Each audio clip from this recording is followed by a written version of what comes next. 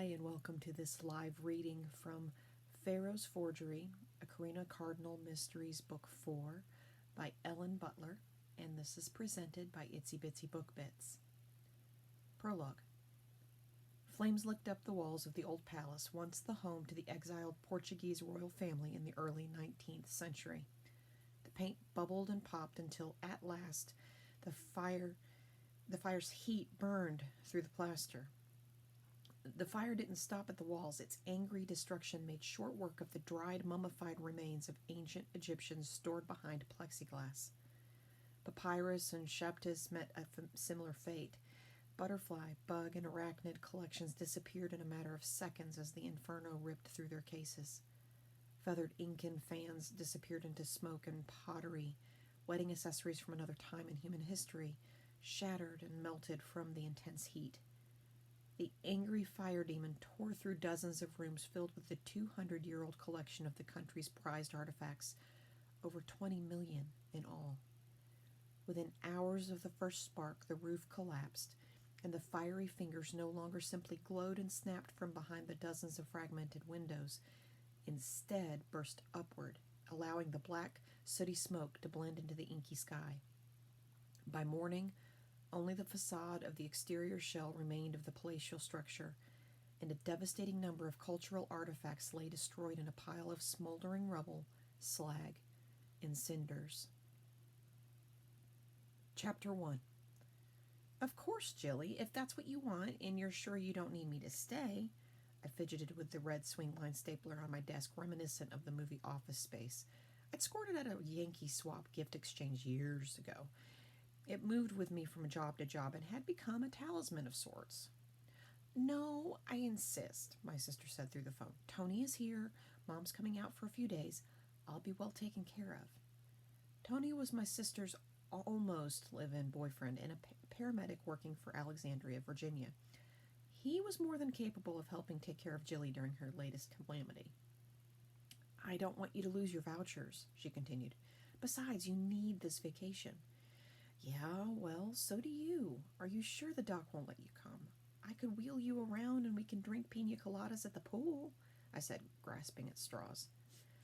I wish, Rena. Doc says because of the surgery, blood clots are a factor which increases exponentially if I fly. I sighed. I get it. I'm just bummed. You and I were both recovered and I was looking forward to our relaxing girls-only vacation. I can't believe you're back in the hospital. I know, it sucks. It also means that I'll be starting school on crutches. Ugh. Why don't you see if Mike can join you, even if only for a few days? You guys could use a little hubba-hubba time, am I right? If a wink-wink could be heard across the phone lines, Jillian just delivered it. My sister's suggestion wasn't a bad idea. When we were together, Mike and I worked. However, in the past few months, a disconnect had developed. He'd been busy with a handful of cases, and I'd been swamped with our legislative docket at the National Health Advocacy Alliance, the NHAA, where I worked as Director of Federal Government Relations and Advocacy.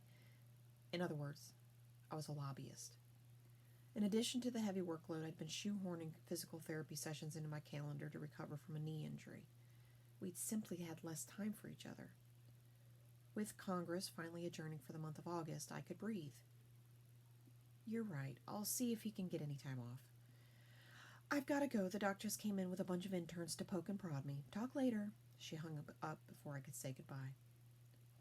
I scrolled through the contacts on my cell phone, stopping at Finnegan, and pressed the little phone icon to dial his number.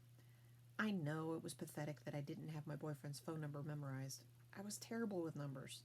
Mike worked cybercrimes for the FBI and normally locked his personal phone up before entering the inner sanctum of his unit, which is why it surprised me when he answered. KC, what's up? Hey, I didn't expect you to answer. I figured you'd be busy doing special FBI stuff. Should I hang up?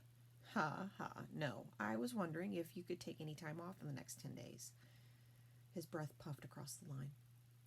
Jillian won't be able to go with you? Nope, she can't fly so soon after surgery. Well, that sucks. So what about it? Want to fly down to Cancun and spend some time having fun in the sun with me? I spun the stapler in a circle. He didn't respond. Wait, before you answer, let me provide you a full picture of the fabulous adventure that awaits. White sandy beaches, multiple blue sparkling pools with not one, not two, but three. That's right, folks. I held 3 fingers in the air. 3 swim-up bars.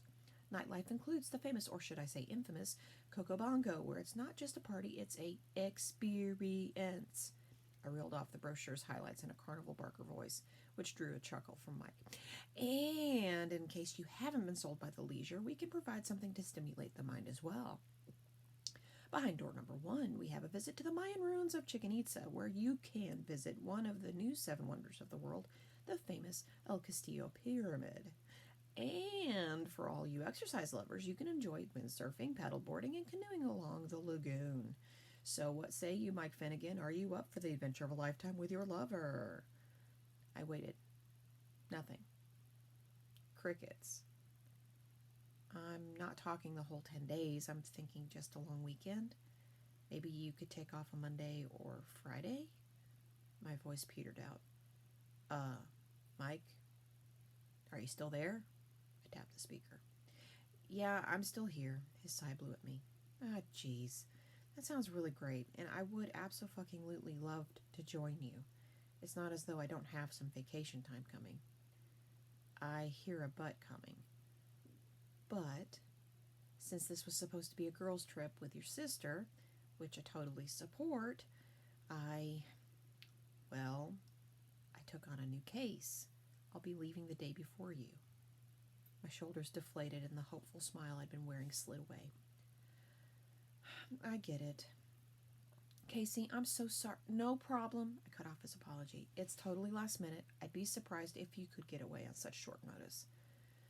Oh, honey, I'm sorry your sister couldn't make it with you. What about your mom? Can she go with you? I leaned my forehead against my palm. No, she's coming here to help Jillian. I see. Yeah, that makes sense. My coworker Rodrigo arrived in my doorway and knocked on the frame. Listen, I've got to go, I told Mike.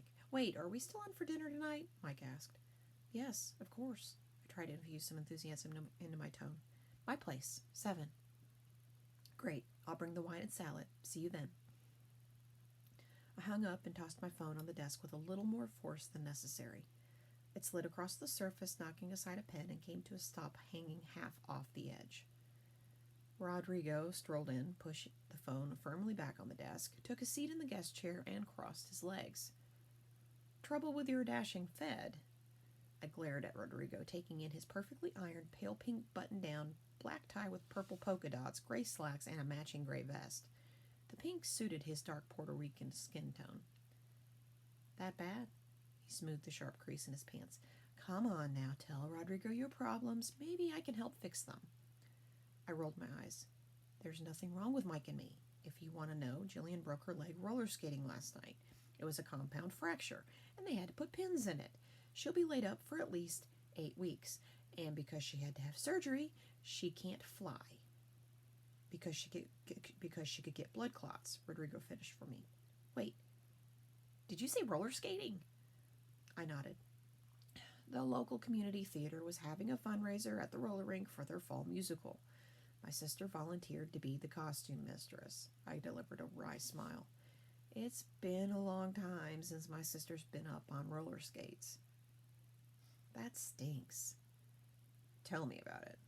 I spun my swing line in circles. I asked Mike to see if he could get away for a day or two. You know, come for a long weekend. He can't. No. Took a new case that has him traveling out of town. He took it knowing I'd be away for the week. Rodrigo shook his head sympathetically. What about taking your mom? She's coming here to take care of Jilly. Rodrigo laid a hand atop my spinning stapler and moved it out of my reach. What about your friend from your old job? You know, the one I met at lunch? Letitia? Yeah, that's the one. She's fun. You two would have a great time. I cocked my head. Well, if it's her husband's week with the kids, she might be able to get away. With Congress on break, everyone's got a little breathing room. What are you waiting for? He pushed the cell phone in front of me. I gazed at the blank screen. Rodrigo gave it another nudge my way. Call her. Okay, I will. I didn't need to scroll through my contacts. My old office number was one of the few numbers embedded in my brain. I spun my chair away from Rodrigo to look out my office window. The automated phone tree operator greeted me, and I dialed Letitia's extension. Letitia Jones? Hey, Letitia, it's Karina. Well, hello. Getting excited about your trip to Mexico. When do you leave? That's what I was calling about. Something's happened. What's going on, sugar? She asked with concern in her voice. My sister was supposed to go with me, but she broke her leg and the doc says she can't go. So, I was wondering if next week was your week with the kiddos, and if not, would you be interested in spending some time in Cancun? The last came out in a rush. Girl, I'd love to go to the beach with you. It is my ex's week with the kids, but I cringed, waiting for the excuse. The week after that, I'm taking the kids to Disney, she wailed. Oh, that's right. I remember you mentioned getting tickets last year. I tried to keep my tone upbeat. So it's coming up. Sounds like a grand time, Letitia. The kids will love it. She moaned. What? What's wrong with Disney? There is nothing grand about Disney in the summer. It's expensive. 1,000,000 degrees in Florida. A gajillion people are there, so the lines are hours long. The kids get exhausted. There will be whining and a daily meltdown. They'll bicker about which ride to go on or what souvenir to buy or where to eat. Inevitably, someone will get sick from a ride that I warned them not to go on, or because they ate too much junk food. And the throwing up will happen either in the rental car or on my shoes. It's a horror show. I couldn't help my mirth. Come on, it won't be that bad. Oh, yes, it will, she replied in a deeply serious tone. But you'll be making memories with your kids. It'll be wonderful, I assured her. Oh, I know. The lengths we go to in order to make idyllic memories for our children.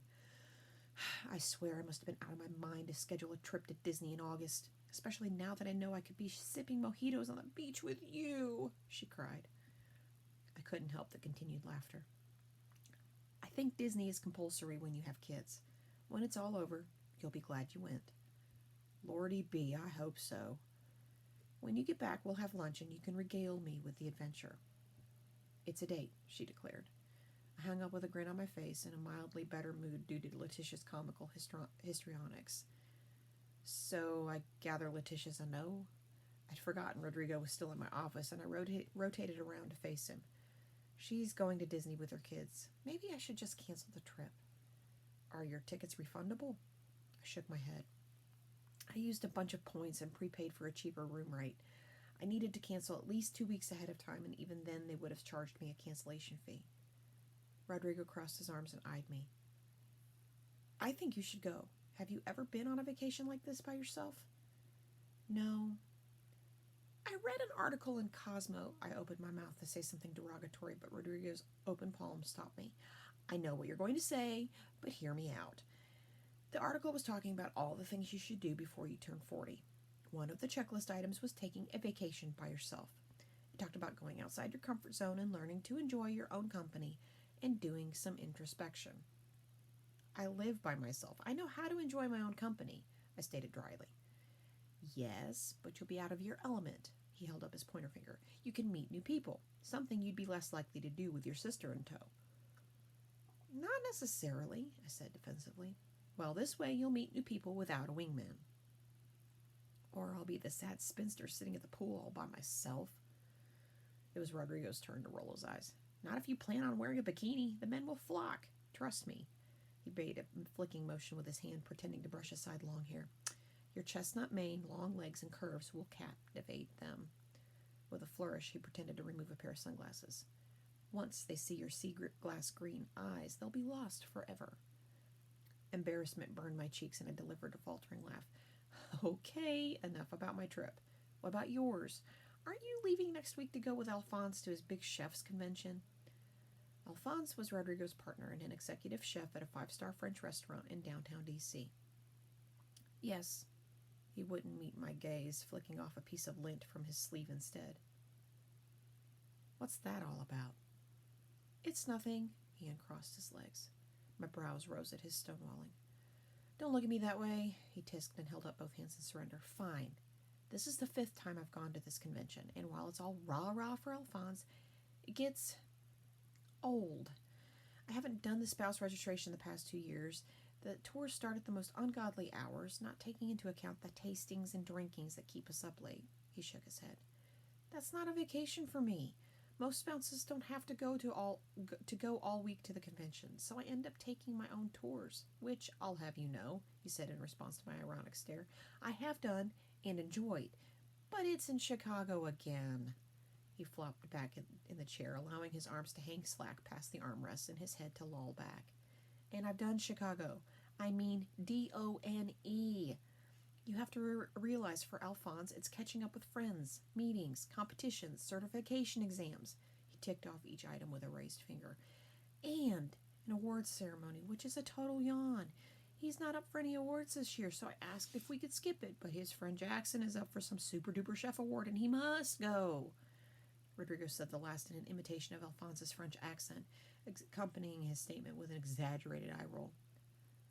Then why are you going? He shrugged. It always happens in August, so I figure since most of the office clears out with Congress, why not go? The first time he was up for an award, and I wanted to see him win, which he did. And we've gone to some good places like Vegas and Miami. Besides, I feel as though I should support him. Does he go to our conference with you? Rodrigo stared at me for a moment before answering. No, he can't take the time away from the restaurant. I shrugged. I think it's sweet you go to support him. Besides, I'm sure you'll find fun in Chicago. I suppose, he mumbled, staring off into space. The desk phone rang and my boss's name flashed across the LED. It's Hasina. Catch you later, Rodrigo exited, pulling my door closed behind him.